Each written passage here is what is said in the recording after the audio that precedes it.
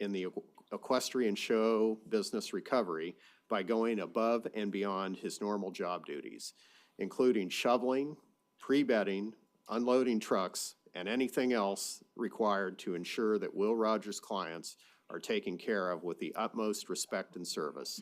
Please join me in congratulating Claude on his recognition from Visit Fort Worth.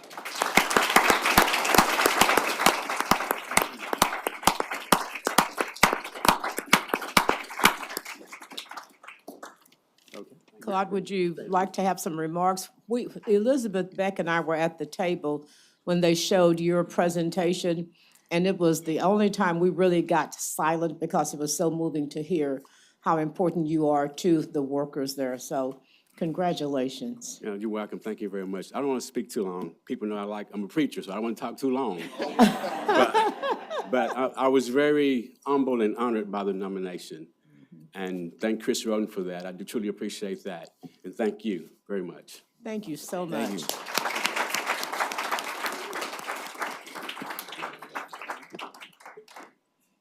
Next, I'm going to call on William Johnson to recognize several employees who have received recent awards. William.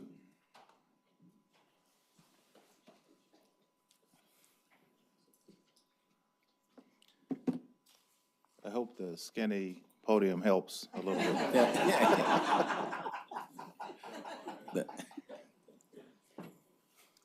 Good afternoon. We wanted to recognize, we've, over the last couple of months, received a number of awards, so just bear with us.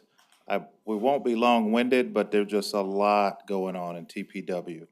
I want to start out by recognizing Shweta Rao. She's the recipient of the 2022 Young Engineer of the Year Award for Fort Worth, awarded by the Fort Worth chapter of the Texas Society of Professional Engineers. The award was issued on the 25th of February. This award is presented to individuals who establish and exhibit outstanding contributions to public welfare and advancing the professionalism of the profession of engineering. Shweta began working with the city of Fort Worth in 2018. She received her PMP certification in 2018, her PE in 2019, and she's currently working as a project and program manager in our capital delivery division under Lauren Preer's division, managing multiple projects, intersection improvements, signal improvements, et cetera. So, Lauren? So Shweta is someone I often describe as I will be gladly working for one day. She is exceptional and hardworking in everything she does and is certainly deserving of this award. So congratulations, Shweta.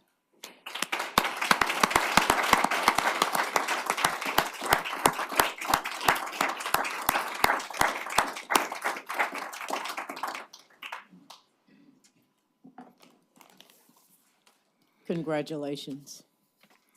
All right. Greg, you want to come up? Henry?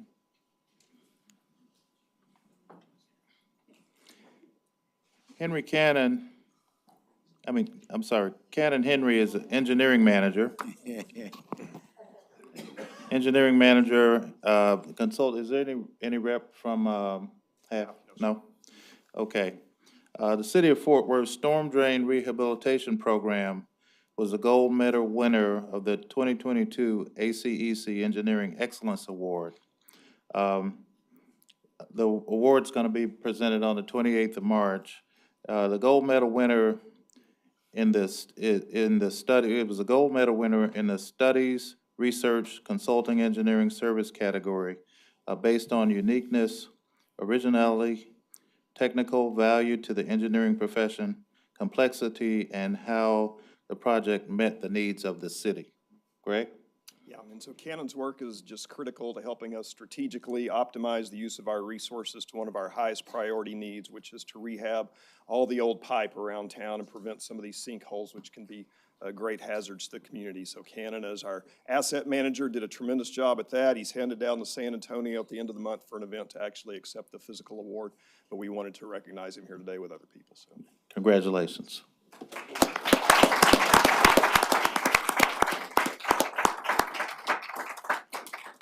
Tiana, are they here? Yes, there is. Tiana? Yeah. Tiana Thompson, Larry Briones, Robert Lipton, Philip Sosa, and Randy Gill.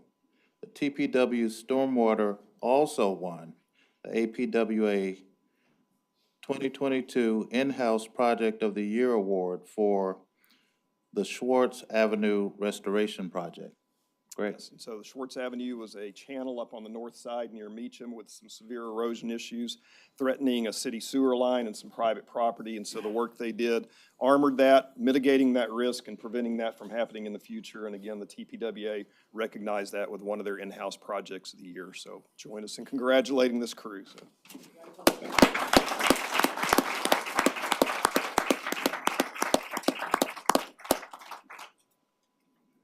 All right, and finally, Jerry Bill, L.C. Klegler, and George Snowden, are they? They're here. Come on up. TPW Stormwater Streets Division won the APWA Transportation 2022 In-House Project of the Year Award for the 6.6 lane mile street reclamation project. So the in-house street reclamation crew, again, is really critical to our ability to respond quickly and responsively to a lot of needs that don't necessarily meet the bond program.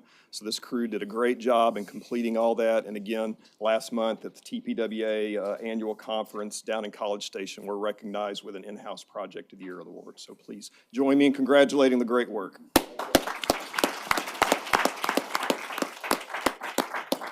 Thank you. Thank you, everybody. It's nice to recognize all the work out there. Next up are informal reports, and the first informal report is on the December 2021 sales tax. And Mark McAvoy is available if there are any questions.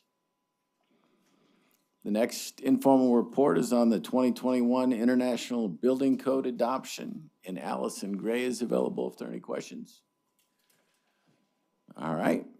The third informal report is on developer funding. David, I think Leonard has a question. Oh, sorry. Yeah, just a quick question.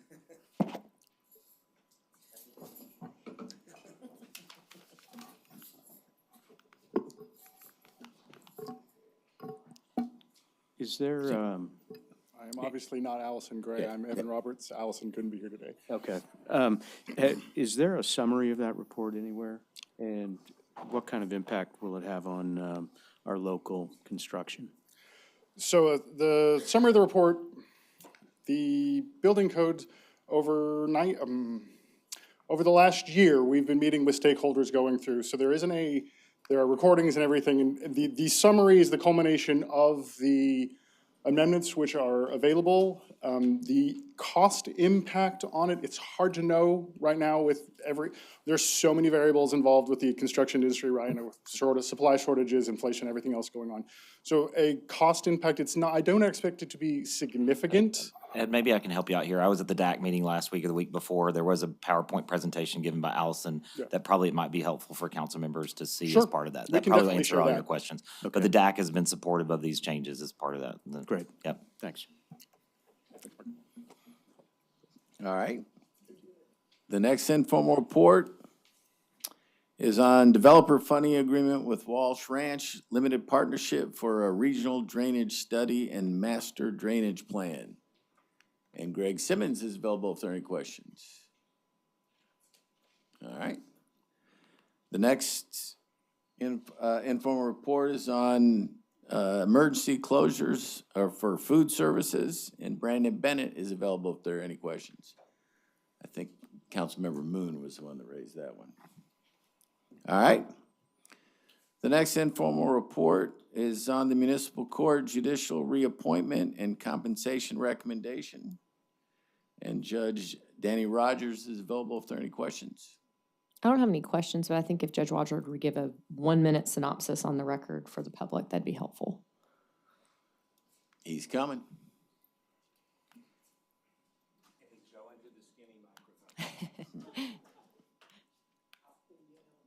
Okay, I missed it. Inside joke, inside joke. Good afternoon, Mayor, Council. Thank you for the opportunity. Our judges are appointed for 2-year terms that begin on April 1st in even-numbered years and end March 31st, 2 years later. I made a presentation to the Legislative Committee last week, and there was a motion made and seconded and unanimously voted on to reappoint all of our current municipal court full-time judges to 2-year terms beginning April 1st of this year and ending March 31st of 2024. I also voted in regard to compensation to increase the chief judge's salary 4% this year and then 4% for the next year. For the other judges, 8% this year and 4% next year. Is that succinct enough? That's perfect for me. Thank you very much, Judge. Okay, thank you all. Great job. Thank you, Judge. The next informal report is on the proposed council-initiated zoning changes for properties located along Canyon Creek Trail and Timberview Court. That's in Council District 4, and Daniel Yale is available if there are any questions. All right, moving on. The next informal report is revisions to the floodplain provisions ordinance, and Claire Davis is available if there are any questions. We're rolling. And the last informal report is on hotel occupancy tax collection as it relates to short-term rentals. I do. I think John And needs to come John up. Sanford is available if there are any questions. He'll have plenty of help. Yeah, I think, John, before we take questions, if you don't mind, why don't you summarize what your IR says that we've all read and let council sort of react to that? I think there's a lot of interest from the community on this topic. And that was, oh, over here? Okay.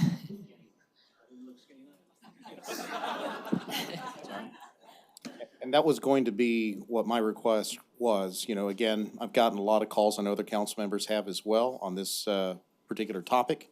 So I think it's a good idea to get it out there so the public can hear what the discussions are. Absolutely. John Sanford, City Treasurer.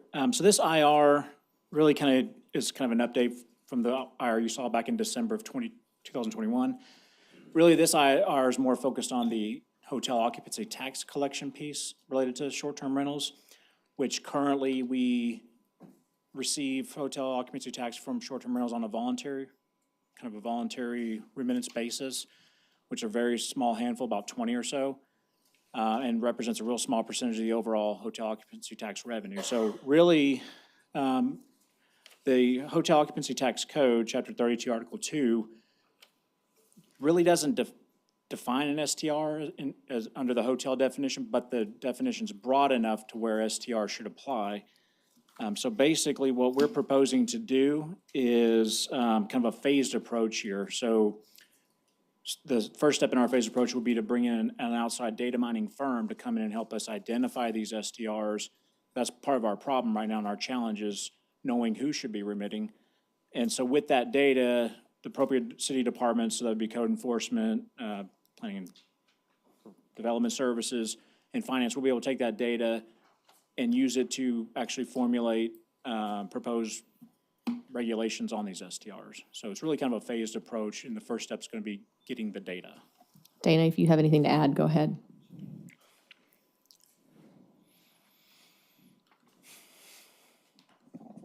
Thank you, and thanks to Finance for spearheading this IR for us. So the first step is really getting the data on where the short-term rental locations are.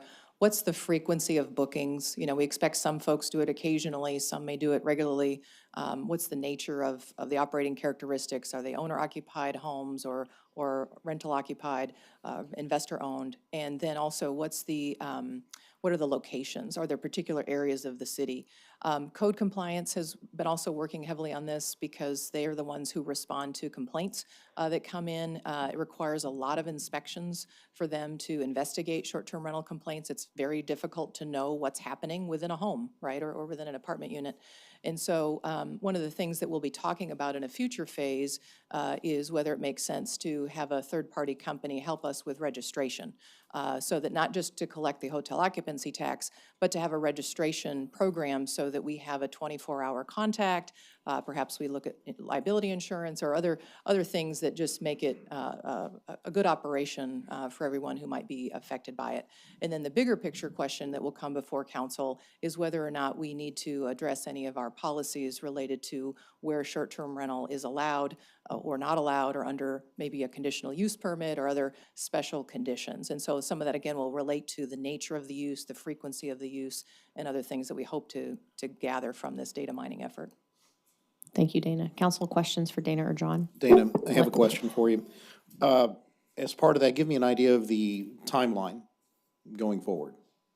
I don't know if we know yet how long it will take the data mining company to do their work, because if we're going to go into a policy discussion about land use, that will take time, because that will involve stakeholder engagement, property owners, residents, other neighborhood organizations and the like who will want to be part of that conversation. And so we'll rely on direction from council about how we approach that and lay that out.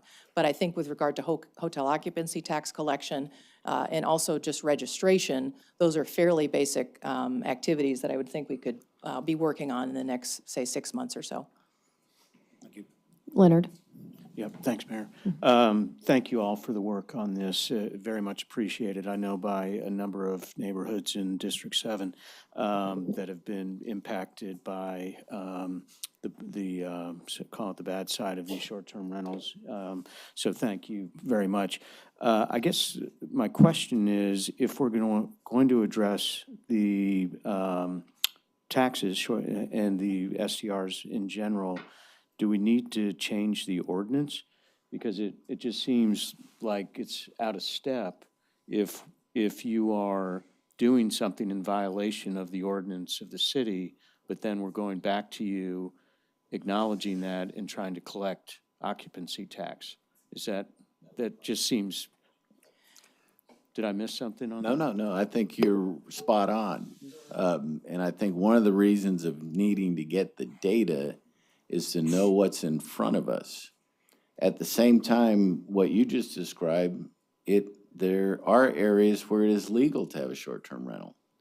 And so if you have a legally operating short-term rental, they ought to be remitting hotel, motel right now.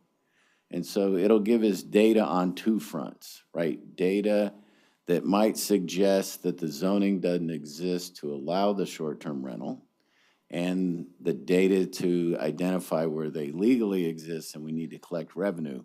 But it's simply going to get us information, data to respond to at that point. Yeah, agreed.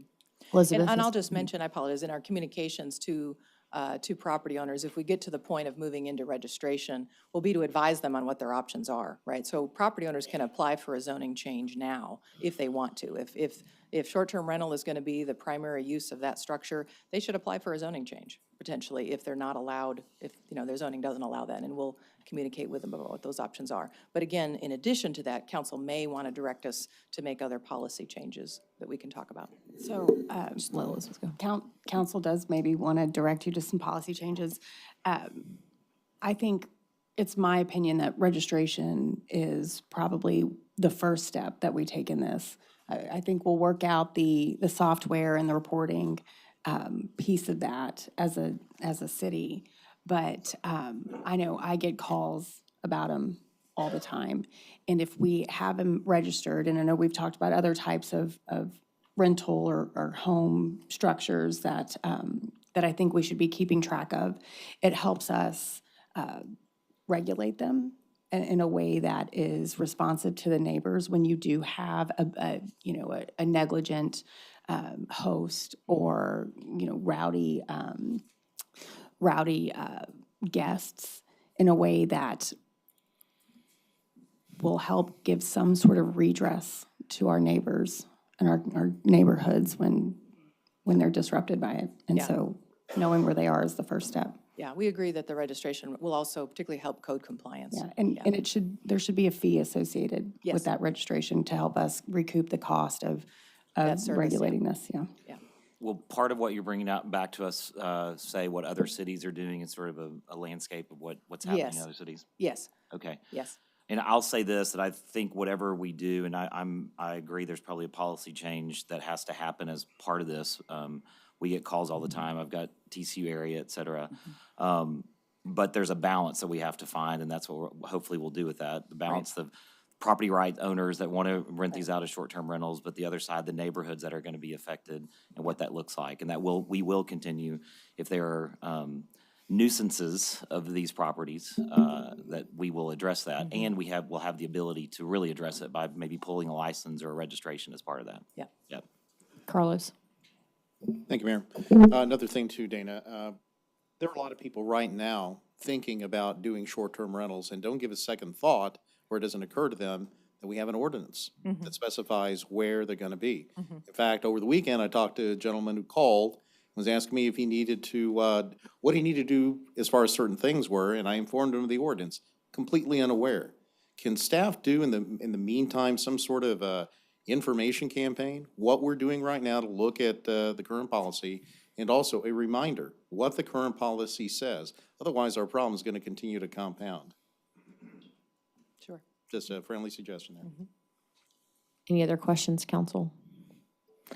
Thank y'all very much. Appreciate it. Mayor, that concludes my report. Excellent. So our next item on the agenda, usually there's not much here, but I'll ask it anyway. It's pertaining to any action items that are on next week's agenda, March 8th. Anything that we need to bring up now? No? Next is questions regarding significant zoning cases for the March 8th council meeting. Go ahead, Michael.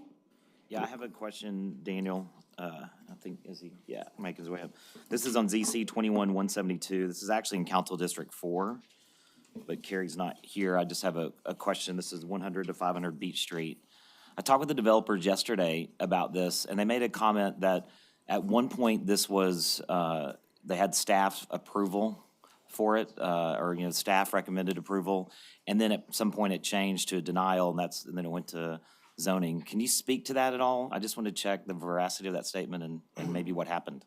Yes, zoning processes take some time. Sure. Sometimes it's continued by the zoning commission a couple of times. So there was an initial staff report that recommended approval based on some policies such as the economic development plan and the existing zoning surrounding the area, which is primarily industrial.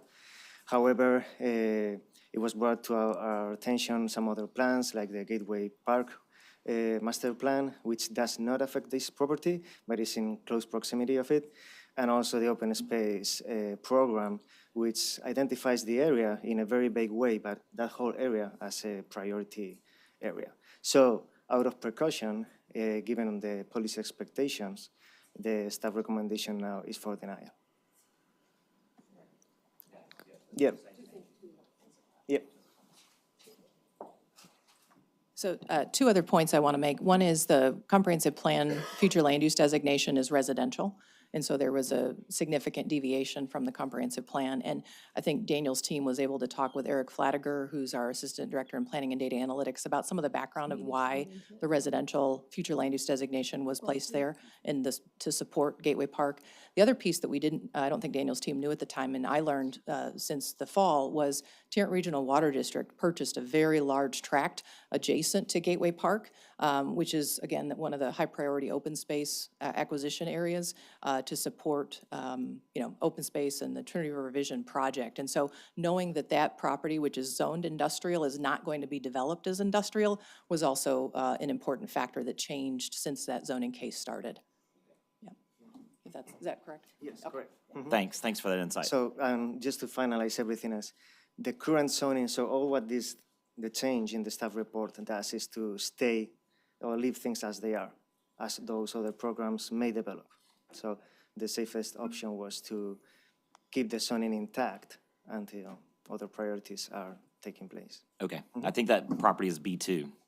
Yeah, it is B2. Two-thirds of it is B2, although the southern one is industrial already, which was also one reason for the initial recommendation for approval. Okay, thank you for the explanation. Mm-hmm. Thank you. Any other question? I don't think so. Thanks, Daniel. Thank you. Looks like we're moving next to our presentation on fiscal year 21 annual comprehensive financial report. What'd you say? Page 1, flip. The CAFR. No, can't say that. Sorry, that's right. New name. Old habits die hard. It's actually the annual comprehensive financial report. Good afternoon and happy Mardi Gras. I'm a New Orleanian, so happy Mardi Gras. Today, we're here to present the FY 2021 annual financial report, but we'll try to pull out some of the highlights from the document. Today's agenda, we'll go through the purpose of the financial report, some accomplishments. We'll touch on a few highlights, and then we'll get into a little more detail on some of the fund performance from some of the major funds within the organization, and do some other highlights of pension and reserve compliance, and then, of course, the audit results. Earlier today, during the audit committee, the external auditor, BKD, presented the final audit for 21. And during that meeting, there was a discussion of the various audit results and findings. As you know, the annual financial report is a required document. Every government agency is required to produce the report based on the various accounting requirements that are established by GASB. This document incorporates the annual financial results for the fiscal year. And as you know, all government agencies are required to engage an independent auditor on an annual basis. The actual reports are used by many users throughout the country. Mayor and council, obviously, the citizens of the city, bond rating agencies, granting authorities, and of course, investors. The major accomplishment with this year's audit is that the auditors have rendered an unmodified opinion, clean opinion on the financials. This is the highest level of assurance expressed by an independent review conducted by BKD. There were no material weaknesses identified, and therefore the city continues as a low-risk auditee. The actual financial report was completed in 148 days, well within the state requirement of 180 days. A couple of accomplishments. The financial report itself has received the Certificate of Achievement for Excellence for 11 consecutive years. We're reporting on the fiscal 20 here in this presentation, but we expect the same award to be provided to the current year's annual financial report. The city has previously received the GFOA's Distinguished Budget Presentation Award, as well as the General Treasurer's Organization of Texas Investment Policy Certification Award. I'll just go through a couple of highlights on a GAAP basis, and we'll review GAAP versus budgetary basis.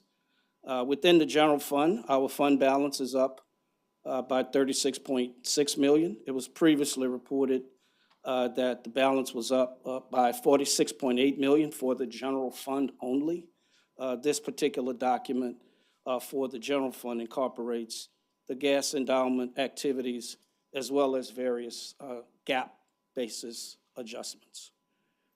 The increase in fund balance is primarily related to property and sales taxes where we exceeded the budget, and on the expenditure side, we were well within the budgeted, the original budgeted amounts, and some of that was influenced by the receipt of the CARES allocation.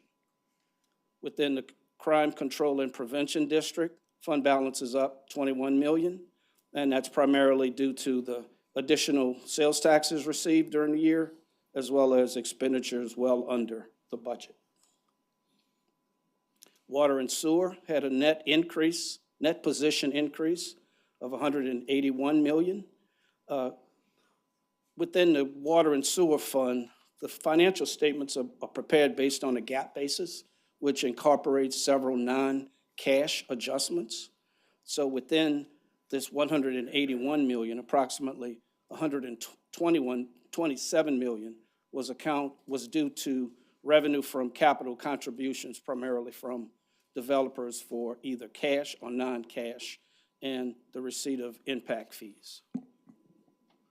On the operating revenue side, the fund's revenues were up as well, approximately 20 million due to increases in service revenues. And again, the fund managed its budget and was well within the original budgeted amounts. Overall, the report prepares data based on a GAAP basis, which in accounting jargon, it's when revenues are recorded as they are earned and measurable. Expenditures are recorded when they are matched against those revenues that help to generate. On a budgetary basis, revenues are recorded when the cash is actually received, and expenditures are recorded or basically when payments are made. The key difference is the timing of revenue and expense recognition, and that's the major distinction between GAAP and budgetary basis. On a fund performance basis, we'll first review governmental funds. Within the general fund, we ended the year at approximately 240.4 million in fund balance, of which 164 million approximately is in the unassigned category. This fund itself that's presented incorporates, as I indicated previously, the endowment fund gas leases, which aren't necessarily reported through the planning and data analytics reports that are provided to council. And we'll do a crosswalk between budgetary basis and these GAAP statements. Overall, for the general fund, revenues were up, as I indicated, and expenditures were well within the budget. We had a contribution to the fund balance of the 30.4 million on a combined basis. So this slide basically provides the crosswalk from the budgetary basis to GAAP basis, which the financial statements are prepared on. And the first column is the data that was presented to council maybe a month ago relative within the year-end financial report, and that document was prepared on a budgetary basis. And the next two columns provide the various adjustments that are made within the accounting regimen to get to the GAAP basis schedules.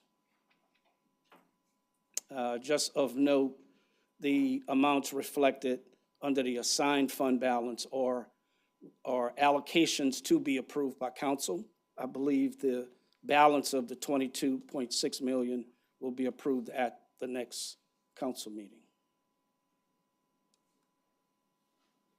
Within the debt service fund, healthy fund balance at year end of 47 approximately million. The fund balance decreased slightly due to the early retirement of debt obligations that were outstanding. Within the CCPD budget, as indicated, an excellent performance as well. Ending fund balance of approximately 50 million. And again, that balance was influenced by sales tax collections as well as control of expenditures. Culture and tourism, the year ended with a fund balance of 27 million. That's an increase of approximately 1.5 million. And really the messaging here within culture and tourism is that the revenues are continuing to rebound, but still are yet slightly below pre-COVID levels. Enterprise funds, the major fund within the enterprise group is water and sewer. Water and sewer ended the year with a change in net position of approximately 181 million. And that increase is primarily influenced by non-cash developer payments as well as non-cash developer assets as well as some other developer-related cash additions. Stormwater ended the year with approximately $113 million in the fund balance, an increase of the $5.6 million, again related to capital contributions from developers, as well as the efficient management of the budget. Solid waste, another positive story for fiscal '21, ended the year with an additional $4.1 million in the fund balance and within the net position. That's a dramatic improvement over fiscal '20, and that's the result of prudent management of the activities within the fund as the fund implemented some revenue enhancements to strengthen the solid waste fund future financial stability. On an entity-wide basis, the city ended fiscal 2021 with a value of approximately $3.9 billion.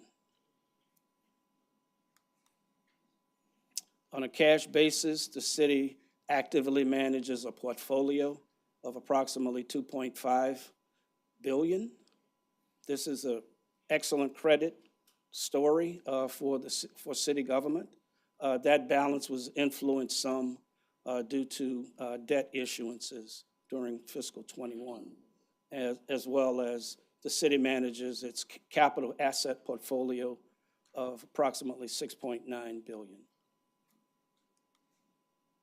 On the debt side, at year end, the city has an outstanding debt obligation of $2.2 billion, of which $1.1 billion is related to governmental activities that are managed internally, with the remaining debt, the responsibility of water and sewer and stormwater primarily.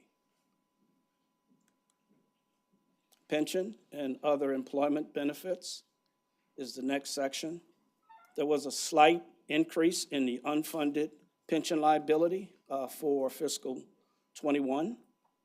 That increase is influenced by a number of factors that go into the calculation of the actuarial report, but we'll touch on a few matters within the pension area. Overall, the pension funding guidelines are issued through the Texas Pension Review Board with a target funding period of anywhere from 10 to 25 years with a maximum 30 years. At the time of the various pension reforms in 2019, the pension fund had a 7.75 investment rate of return. Those pension reforms, which were initiated by council and administration, assumed a 7.5% investment rate of return. That reduced the funding period from an infinite period to 29 years, which was at that point in time well within the 30-year horizon. Subsequent to those changes that we initiated locally, the pension fund adopted a slightly lower investment rate of return of 7%. And that, in essence, increased the funding period to 42 years, which obviously sits outside of the 30-year maximum that is the standard. As I indicated previously, there was a $100 million increase in the unfunded liability from 20 to fiscal '21, and that was the result of several minor fluctuations in the actuarial calculated liability. And there will be a more detailed presentation provided to council at a future work session. We will plan to bring in the city's actuarial consultants to provide a little more history on where the fund has been over the last 3 to 4 years, but still pension probably remains as an area that we'll continue to have to pay attention to. Can you go back to the previous slide, Reggie? So total pension liability unfunded, is that 2.359? Yes. Okay. Yes, and it increased slightly. Yeah. Did you have a question, Michael? Thought your hand went up. Okay, thank you.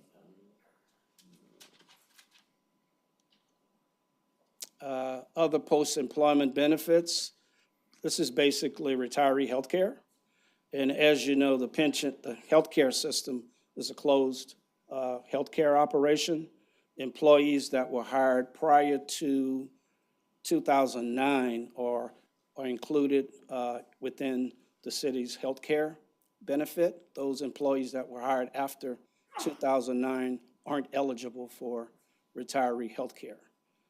At the end of fiscal '21, we ended the year with a liability of approximately slightly less than $1 billion. We currently have assets in trust of approximately $95 million. The healthcare benefits are operated on a pay-as-you-go basis. The resources necessary to pay employee healthcare, retiree healthcare, is budgeted within the various funding sources, the city's general fund, sewer and water, and the other funds within the organization. But we still have an unfunded liability within that area, and we're projecting that this program would be self-sufficient in 2061, 2062. So we're several years away from being fully funded within the operation. But the positive thing is that the health care is funded on an annual basis, on a pay-as-you-go basis. Reserve compliance. Within the general fund, we are actually have ended the year with an unassigned balance of $159.9 million. That represents 19.22% as a comparison to the current year's budget. That is a slight increase from fiscal '20's reserve percentage of 18.47%. The next slide provides a historical view of the undesignated fund balance, and as depicted, the balance has increased substantially since fiscal '16, actually. Our overall goal is to reach the 25% or 3 months of expenditures for the unassigned balance.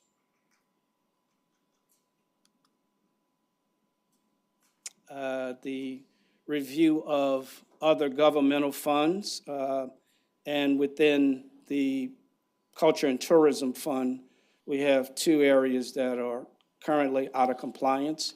And as I indicated previously, Culture and Tourism Fund is slowly starting to rebound from the pandemic. And so we are expecting that these 2 operations for Project Financing Zone and the venue tax will, within the next year or 2, be within compliance of the policy. Debt service funds are well within the current reserve requirement. Within the enterprise fund reserve category, we are continuing to be out of compliance within the municipal parking operation. And again, though that fund's revenue was impacted dramatically with COVID. And we're expecting, we currently have a plan in place to bring this program into compliance during fiscal '22. Can you elaborate? Yes, we're actually have worked with that operation, and they have initiated a funding plan. In addition, we have come up with $3 million from the debt service fund to fund that operation's debt service in fiscal '22 to assist with that recovery. The solid waste, there's still one category that the fund is slightly out of compliance, but we're expecting that to reverse itself within the next 2 years. And now I'll turn it over to Tony Russo, who will review the audit results. This one right there.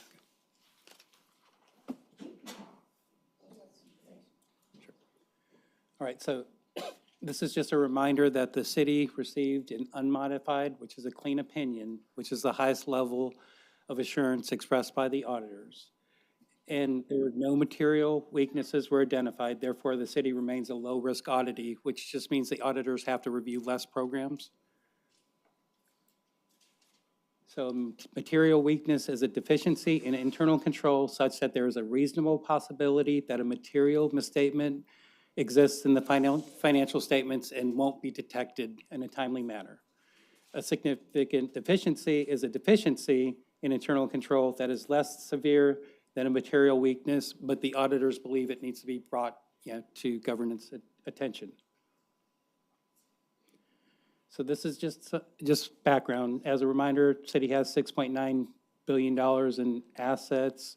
We have approximately we spend approximately $232 million in grant expenditures and have to deal with 41 federal and state agencies.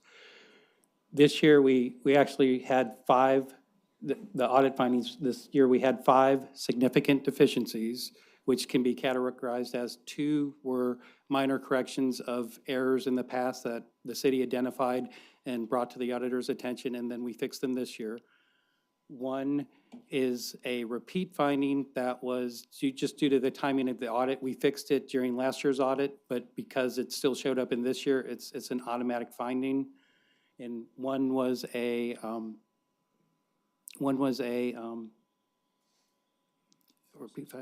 process improvement due to we didn't have documentation and we weren't reviewing a report before it was submitted. However, no issues were found in the reports. And the other one, one was actually an error in that accounting made, which we'll discuss again in further detail the findings. So this first 2, these are the ones where we made corrections to prior period adjustment, to prior periods. So the first one has to do with capital assets. When we implemented the capital asset system, the amount added to the subledger didn't equal the amount in the general ledger. So over time, we've made corrections, and then this year we finalized those corrections, and it became a correction of a prior period amount. And then 1, we over-recorded a bridge, and then that was corrected at the same time. The net effect was $10.2 million on the $6 million balance. And we also corrected, during the year, the city implemented GASB 84 fiduciary activities, and part of that implementation, we looked at the way we were recording Rock Creek PID. It's not, the debt for the Rock Creek PID is not debt of the city. However, we had been reporting it in the general debt service fund, so we've actually moved it out into what's called a custodial fund, because all we do is essentially receive the money and pay the bill. We have no obligation to pay that debt. The third one is where that's the accounting error where we recorded the match incorrectly of $500,000, so it essentially resulted in us underreporting amounts on the schedule of expenditures for state awards. So we've put procedures in place that where we're checking that, and there's also some system issues, some system enhancements that we can put in place to help that going forward. The fourth one is where we couldn't provide proof that we were reviewing the report before it was submitted. Now we'll put process in place to review and make sure that's documented. And the fifth one was what's called a repeat finding, just because it was found last year, fixed during last year's audit, but due to timing, it still persisted during this fiscal year, and it's been corrected. And then the city also has, as part of the audit, we also have the auditors review certain other things like compliance with budget, investment compliance with the Public Funds Investment Act, certain TCEQ compliance, and then the water system insurance and water access revenue compliance to make sure that they're in compliant with the water master ordinance. There were no issues, no errors found in that, no findings. That's it. Questions, council? Go ahead, Leonard. We did have a audit committee meeting this morning. I just comment that the auditors presented the information, and I think it's their first year doing so. And I think fair to say everyone was impressed and thought they did a very good job. So a great good news. choice. Thank you.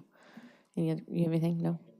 I'll just say I'm looking forward to the pension, when we do that, because I know it was a cause of lots of consternation a couple of years ago, and I don't want us to get back into that same situation, at least. Sure, actually, absolutely. Thank you. David, any other thoughts on that? I'm good. Excellent.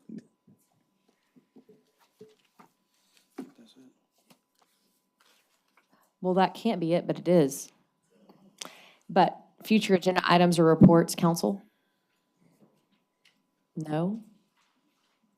Crickets. Okay, with that, we're going to adjourn our work session and then reconvene based on what legal tells me we can do for the special call meeting on redistricting. Can we come right back in, or do we have to wait? Come right back in. Let's take a few minutes to break in bathroom and start redistricting. Thank you.